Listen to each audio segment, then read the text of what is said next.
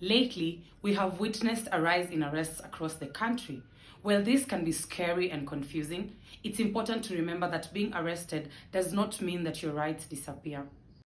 This is part 2 of Law and Behold, and today's topic is Rights of Arrested Persons, Article 49 of the Constitution of Kenya. In case you're arrested, first of all, you have the right to be informed promptly and in a language that you understand 3 things. The first one is the reason for your arrest.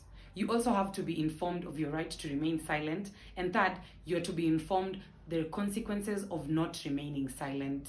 You have the right to remain silent. Right to communicate to either an advocate or any person whose assistance you might find necessary in that circumstance. You have a right not to be compelled to make a confession or an admission, anything that will be used against you as evidence later on. You have a right not to be compelled to make it.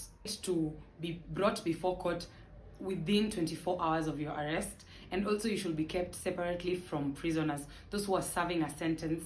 At your first court appearance, you have the right to be informed of your charge. That's when you plead guilty or not guilty. And after taking plea, you have a right to bail or bond, unless the prosecution gives reason why you should not be given bond. And in fact, if the offense that you're being charged with is only punishable by a fine or imprisonment for a period not more than 6 months, you're not supposed to be remanded in custody. If any of your rights under Article 49 are violated during an arrest, you can file a complaint with IPOA, KNCHR, or speak to an advocate of the High Court of Kenya. Share this video widely. It could really help someone.